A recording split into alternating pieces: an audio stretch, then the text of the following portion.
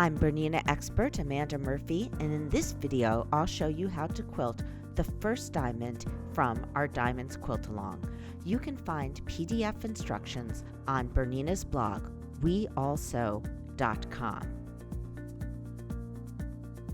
Each of the diamonds features a different design within a similar framework, so there's a separate video that you can access on We All Sew that shows you how to quilt the framework. I did that with my every angle ruler. To quilt the blossom motif, mark the center of that central diamond and also mark the midpoint of all of its sides. You'll also need to make a mark 2.5 inches from the center on the horizontal and vertical lines. And this is the design we'll be making. So there's a central blossom, and then I did fish bones wrapping around the outside channel of the block. So let's get started. To make the central blossom, we'll essentially be connecting those marks, the midpoint on the sides of the diamond with the center marks. I'm going to head back to center. And then I'm going to go off and do another petal another direction. And if I can, I avoid making corners so I don't double back in a similar direction from whence I came. So you'll notice the edge of the ruler is 1/4 inch away from that midpoint that I'm trying to hit. And then I line up the ruler again. Note that even though this ruler is rather small, I make sure that both of my hands are on the ruler and both of my hands are on the fabric for maximum control. So I'm heading back to center, and now I'm going to quilt the horizontal and the vertical petals. So I'm using those marks I made earlier that are 2.5 inches from the center of the design, and I'm lining up my ruler.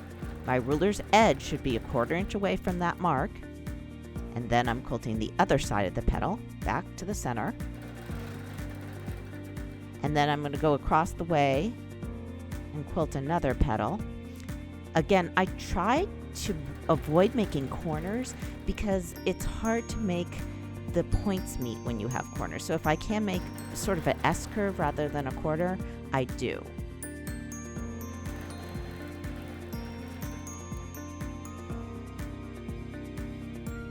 Back to center. You could really quilt these petals in any order. I'm just showing you the order I used.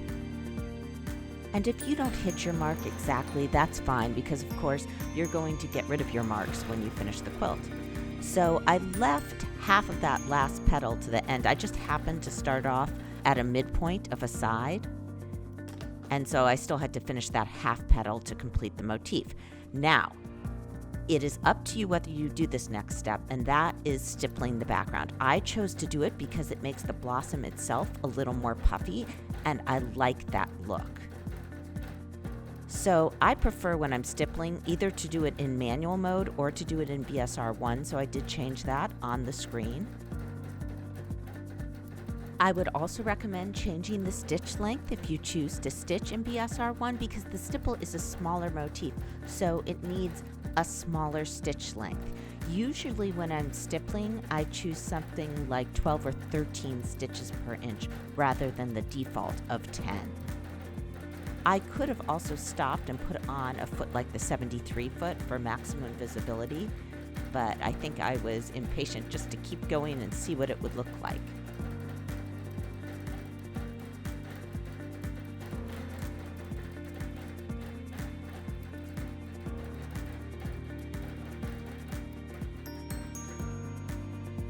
So now I'll show you how I quilted the channel. I quilted a fishbone design in this channel. Each of my diamonds had a different design, so if you like one more than the others, you could quilt it on all the diamonds. It's completely fine. So I'm starting off in a corner, and I'm going to make a little loop. It's kind of centered on that corner. And those first stitches are fairly close together because I want to lock my threads. And then I begin to stitch in the channel. A loop up, a loop down, a loop up, a loop down. And this thread matches so much it's a little hard to see, but it also means your mistakes are hard to see, so that is great. Make sure that your stitch length is tight enough that you get a nice curve at the bottom and the top of the motif, but not so tight that if you need to rip something out, you can't. I hate ripping, so I usually just let my mistakes remain in the quilt. It's part of the quilting process, in my opinion. So down and up. The challenge of this design is not to let it slant. So because of our cursive manuscript, we want to kind of let this design slant like the letter F, but it actually looks better if you can keep it pretty upright. So that's just something to keep in mind. Of course, if you slant and you always slant one way, it'll look just fine if you do it all over the quilt. So I'm coming to a corner and I'm thinking about how to make the loop centered to the corner. So I'm making that bottom loop right in the corner. Then I'm making 2 small loops next to it. And then I start quilting another direction. The key to getting nice looking corner designs is to think about how many motifs you can fit as you approach the corner before you get to it.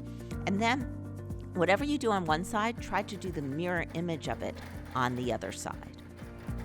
Be sure to look at the PDF as well, because I gave you another option for a corner of a fishbone design in which you don't put a loop. Instead, you let it be more of a hard corner, and either way works. You just keep quilting this design until you've completed the channel. And that's it for the first diamond design. Join us on We All Sew to learn how to quilt the other diamonds, and next month we'll feature some bonus projects you can make with the leftover fabric from this quilt top. Hope to see you there.